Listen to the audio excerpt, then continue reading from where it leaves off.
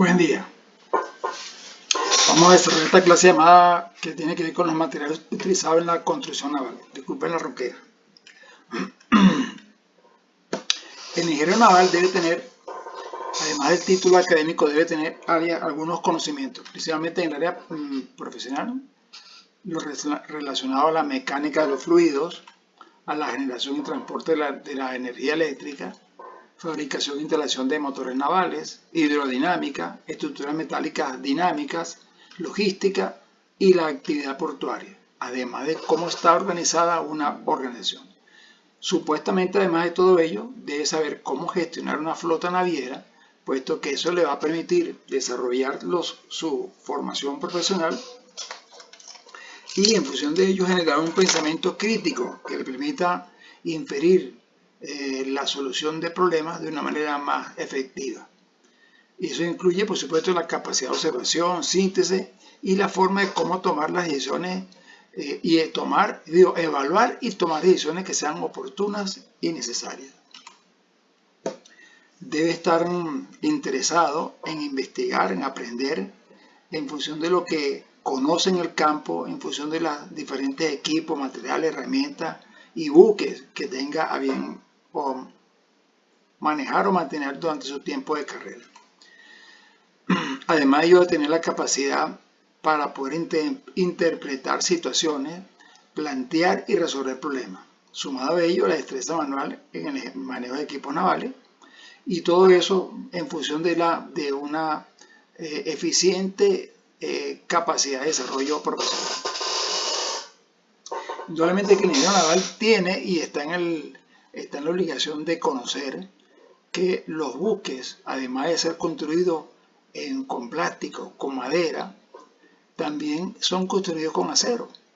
Y los principales buques que están en este planeta Tierra, la mayoría son de acero, en específico el acero naval, que es simplemente lo que tiene una gran combinación de hierro y carbono en diferentes proporciones para darle la resistencia y la durabilidad que requiere en función de los esfuerzos que recibe un buque durante su proceso de navegación. Además, eso también tiene un tipo de hierro específico que se llama hierro puso, que forma parte de la combinación de los diferentes materiales que constituyen el acero. El acero, además, es un elemento que está constituido por tres grandes sustancias, que es la ferrita, la perlita y la cementita, que son los que le dan la dureza y la flexibilidad que el material requiere para resistir los diferentes esfuerzos dinámicos y estáticos que requiere en la carga, descarga y navegación. El acero también tiene un componente que se llama el carbono, que no debe exceder del 1,76% del total de los materiales. Mientras mayor es la cantidad de carbono en un acero, menor es la cantidad de ferrita y la mayor la de perlita. Cuando el acero tiene un 8% de carbono, está compuesto de perlita principalmente. Según el método de fabricación, tengo el acero eléctrico, que es un acero especial por las propiedades magnéticas que tiene y que le permite disipar poca energía y tiene una alta permeabilidad magnética. Tengo el acero fundido, que es el hierro que conocemos en gran proporción, que sostiene la fundición del hierro gris. El acero fundido tiene aproximadamente un 2% de carbono y entre 2 y 4% de carbono y aproximadamente 10 veces más que la mayoría de los aceros. Este alto contenido de carbono forma copos grafito que le da al acero el color gris con lo cual lo conocemos.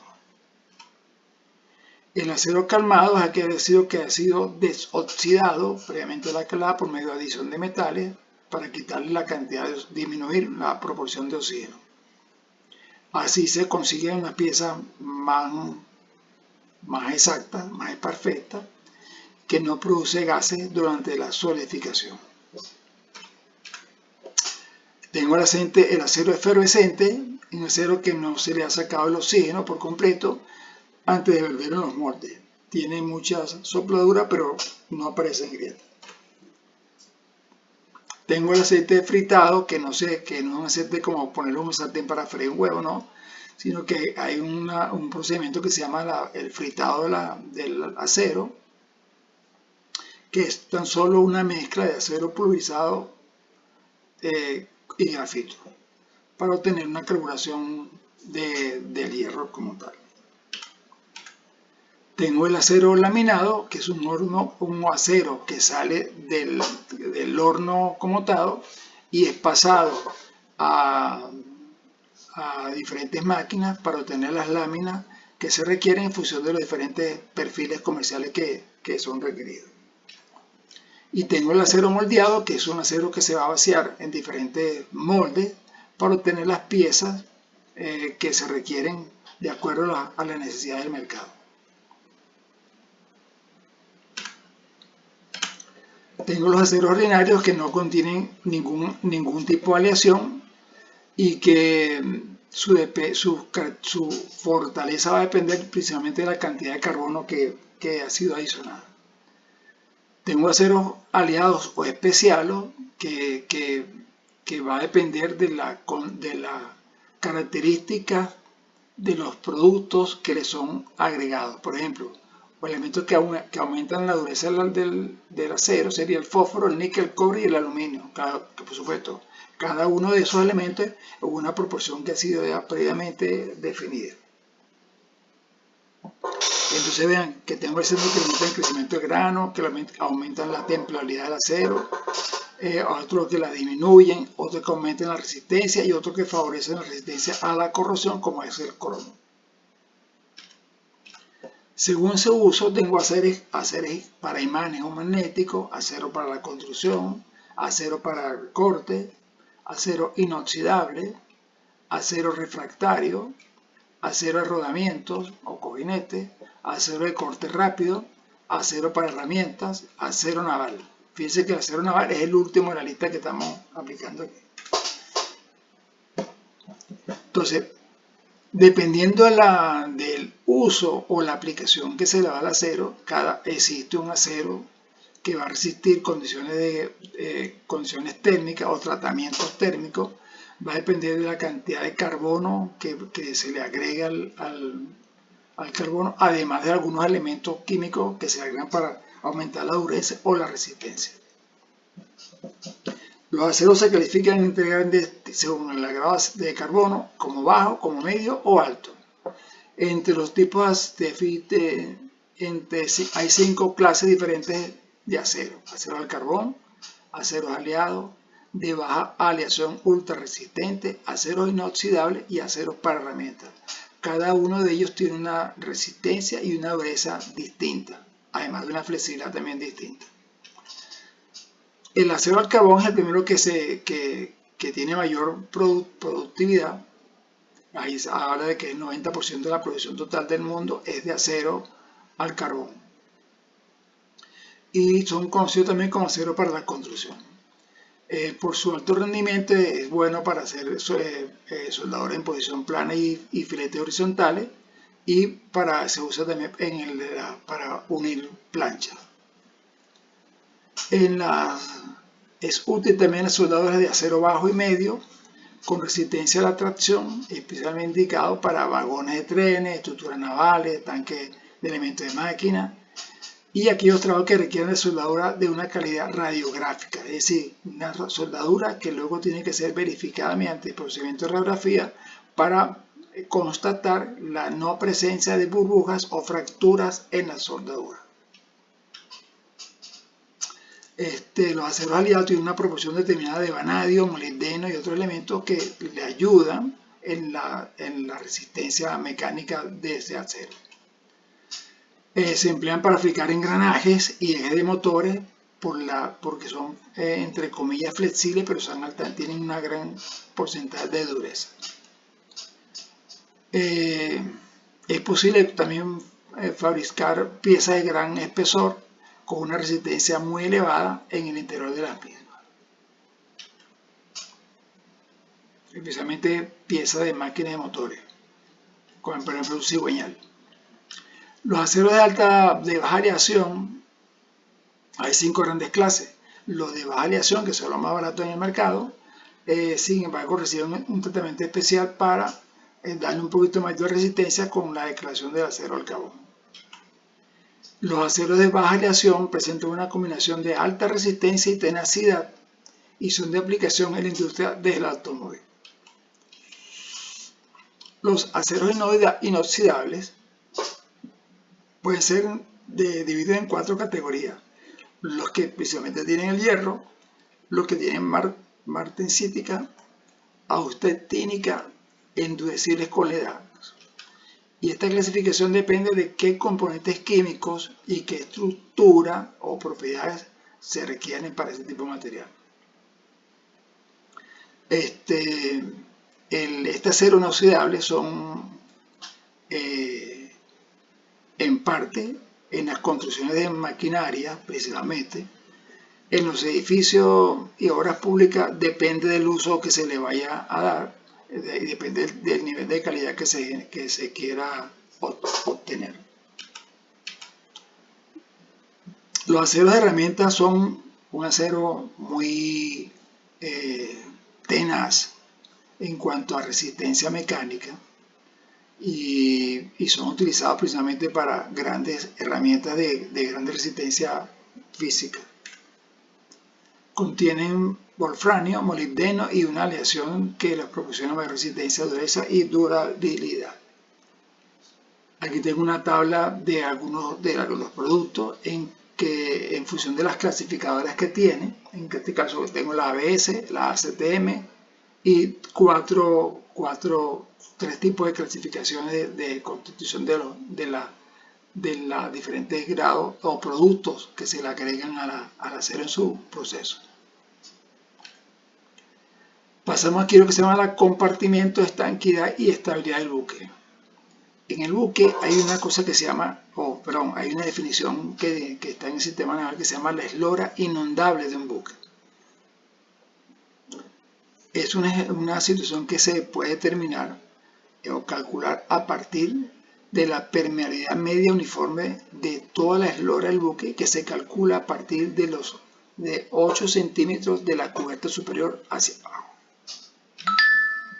y que incluye los espacios de máquina, la parte del buque situada a proa del espacio de máquina, la parte de buque situada a popa. O sea que tengo 3 grandes espacios con los cuales determinar la eslora inundable del buque.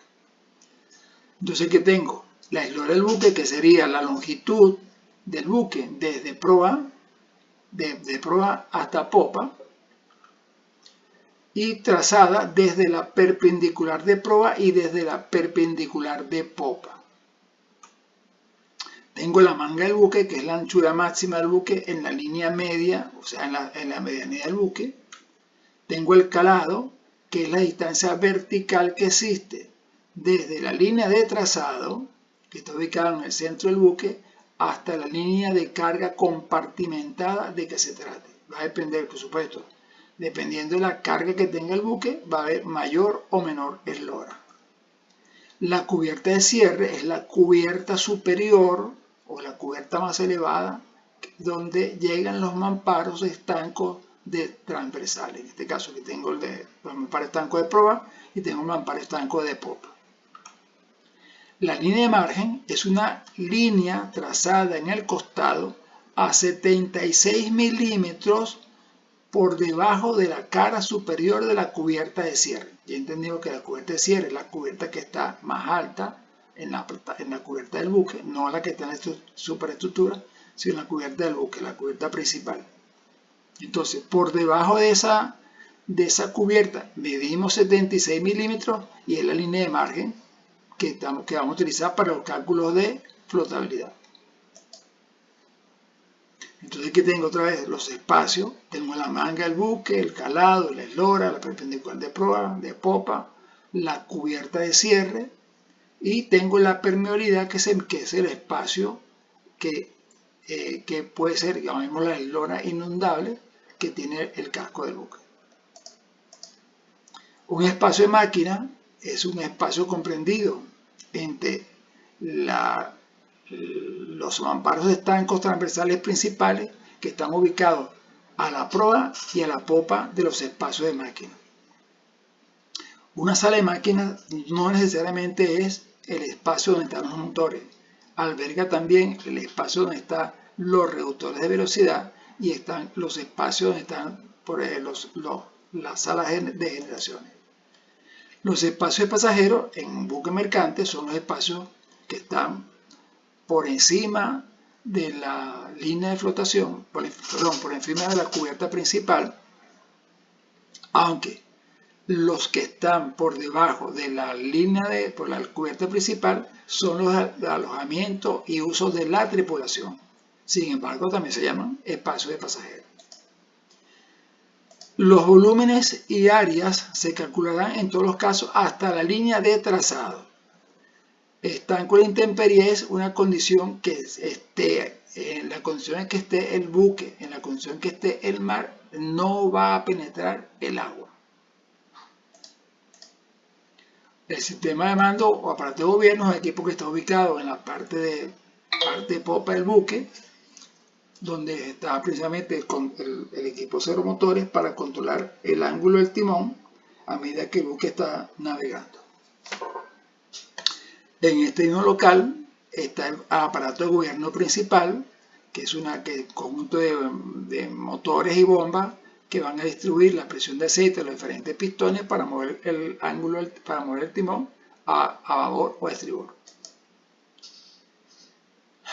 Las condiciones normales de funcionamiento y habitabilidad son las que se dan en conjunto dentro del buque, en condiciones normales, en la operación de equipos, servicios, medios, maniobrabilidad, equipo de seguridad de la navegación, sistemas de incendio, contraincendio, las diferentes comunicaciones, los equipos radio y los botes y balsas salvavidas, que son los medios de evacuación que tiene el buque y que en el estado normal está en condiciones de funcionalidad, tanto de habitabilidad o de operación. La fuente de energía principal en un buque normalmente consta de dos equipos principales. Un tablero de distribución energética o de energía eléctrica para el buque y una planta generadora de energía eléctrica que es controlada o distribuida a través del tablero principal. Los buques normalmente tienen un generador a proa y a popa y un tablero principal a proa y a popa, con lo cual se puede dividir el buque en dos sectores, el sector eléctrico de proa y el sector eléctrico de popa, pero que al mismo tiempo se puede hacer la conexión de todo el buque con un solo generador, con un grupo de generadores. O sea, el generador de popa puede alimentar todo el buque o el generador de proa puede alimentar todo el buque. Normalmente en navegación el buque está dividido en dos espacios, espacio de proa y espacio de popa. O sea, tengo un generador para proa y un generador para proa, para popa y para proa, perdón. Entonces, la máxima velocidad que puede tener el buque va a depender principalmente del calado que tenga, por supuesto, en el medio para el cual fue diseñado el buque.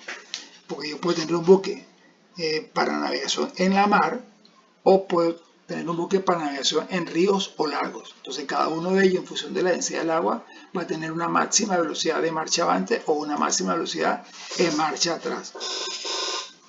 Estas dos velocidades se alcanzan una vez que el buque ha sido construido, ha sido alistado y que el buque está unos días antes de entregárselo al cliente.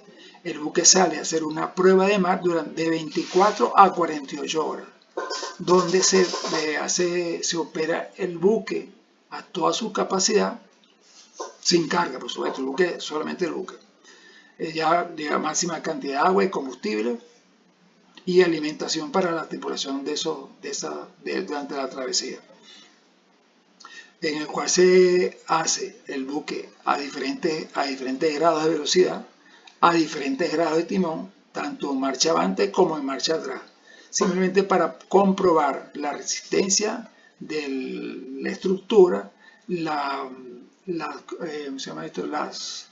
habilidades o disponibilidad de los servicios, donde se hacen cortes violentos del sistema para ver cómo los sistemas eléctricos o de seguridad se reaccionan y se activan. El espacio de máquina, según las normas SOLAS, son los espacios de categoría A, donde están todas las máquinas de propulsión o calderas, refiere a todos los tanques de combustible, máquinas calderas, motores de combustión interna, generadores y la maquinaria eléctrica principal, así como los tanques de combustible y los diferentes espacios de relleno del combustible, los locales de refrigeración, aire acondicionado, los sistemas de ventilación y estabilización del buque a través de los alerones laterales, los sistemas de ventilación, y así como todas las ducterías que tienen que ver con el tránsito de cableado, de ventilación, aire acondicionado y gases, vapor. El peso muerto de un buque viene expresado en toneladas y es el desplazamiento del buque en agua, o sea, navegando, a un peso específico de 1,0,25, es la densidad del agua, correspondiente a la flotación en francobordo asignado de verano y el desplazamiento del buque en rosca. O sea, ese es el peso del buque vacío. En ya buque flotando se calculan estos dos pesos. El desplazamiento en rosca también es un peso expresado en toneladas, que se corresponde al peso del buque vacío, tal cual como sale el astillero, o sea, el buque, solo el buque. No tiene combustible, no tiene agua, no tiene comida, no hay personas, no hay absolutamente, solamente es el buque como tal. O sea, el buque sale, es armado en el dique, se flota y ahí se calcula el peso del buque en esa condición. O también se puede hacer en el dique, en función de la cantidad de equipo, alguien va llevando el peso de materiales, soldadura, cableado, motores, bombas, compresores, tuberías, ductos, animes, todo lo que va entrando el buque se va pesando para tener el peso estimado de cuál es el desplazamiento vacío que va a hacer el buque en el momento que es flotado. Un desplazamiento de máxima carga, pues, por supuesto, incluye ahora que todo lo que está afuera entra, en este caso, agua, aceite, combustible, alimentación y tripulación. Entonces ahora, además de el cálculo de la máxima carga que puede llevar un buque, en este caso, un buque de carga de contenedores, bueno, se hace el estimado de cuál es, en función del peso muerto, del desplazamiento en rosca, ahora calculamos cuál es el máximo desplazamiento que puede tener ese buque. Y en función de estos dos desplazamientos, entonces vamos a determinar cuál es la eslora inundable del buque. Leo la definición. Para cualquier punto de la eslora de un buque, se determinará mediante el método de cálculo en el que se tenga en cuenta la forma, el calado y demás características del buque. Para ello se utilizará la definición de la permeabilidad media uniforme de toda la eslora de cada una de las partes situadas debajo de la línea del margen de los espacios de máquina. Los espacios ubicados a proa y popa de los espacios de máquina, o sea, el buque en completo. Entonces, la permeabilidad del buque es el porcentaje del volumen vacío que tiene un espacio por debajo de la línea de margen. La permeabilidad indica también cuál es la cantidad de líquido en porcentaje que puede ingresar a un comportamiento por causa de una inundación. Eso implica que teniendo ya la permeabilidad general del buque, yo puedo calcular cuál es la permeabilidad que tiene todos los espacios, uno por uno, que están por debajo de la línea de margen. Normalmente esos cálculos se hacen en el diseño del buque, donde el ingeniero naval, con todo su equipo y herramientas, calculan o determinan cuál sería esa eslora inundable, cuál es la permeabilidad que tiene el buque para cada espacio. Entendiéndose también que los espacios de carga se calculan que están completamente llenos. En este caso, por eso su permeabilidad es cero, porque no tienen espacio para agua. Una sala de máquina, digamos una sala de caldera, se determina ahí cuál es el volumen que ocupan las calderas, los equipos que están allí, y todo se van restando, y lo que queda es el grado o el porcentaje de volumen que va a tener el agua. Entonces tengo para determinar esta permeabilidad, en este caso de los espacios de máquina, lo vamos a determinar mediante esta fórmula, en donde A es el volumen de los espacios pasajeros que están situados por debajo de la línea de margen. ¿Cuáles son estos espacios pasajeros de línea de margen? Son los espacios de la tripulación, de sanitario, baño, alojamiento, y que quedan comprendidos entre los límites entre proa y popa de los espacios de máquina. Tengo C, que es el volumen de los espacios de entrepuentes situados por debajo de la línea del margen y comprendidos entre los límites del espacio de máquina que estén destinados a contener carga, carbón o pertrecho. O sea, estos son depósitos que estén en el espacio de máquina. ¿Qué sucede? Cuando se hizo estas normas, los buques principalmente eran propulsados por calderas, y en las calderas el agua se calentaba era con carbón. Entonces quiere decir que había en el espacio de máquina había un espacio de carbón para que el calderista tomara el carbón y fuese alimentando el fuego de la caldera para mantener la presión y la temperatura del fuego. Entonces, aún todavía hay buques que propulsan con caldera. Claro, ya no con carbón, sino que ya hay con inyección de combustible. Pero en la norma sigue existiendo la presencia de carbón. Y los pertrechos son equipos, materiales y herramientas que se utilizan en los espacios de máquina para un fin determinado. Entonces, ya tengo aquí, y me falta el volumen, que es el volumen total del espacio de máquina que queda por debajo de la línea de margen. Entonces tengo arriba la diferencia de dos volúmenes, y lo voy a dividir entre el volumen total del espacio de máquina, lo multiplico por 10 y le sumo 85. Eso me da la permeabilidad del buque, del espacio de máquina. Tengo los espacios a proa o a popa de la sala de máquina, que voy a tener un valor 63 más 35. A es el volumen de los espacios pasajeros que estén situados por debajo de la línea de flotación y que están entre proa a popa. Y el B es el volumen total del espacio de máquina que quede por debajo del margen. O sea, este va a ser una constante para las dos permeabilidades.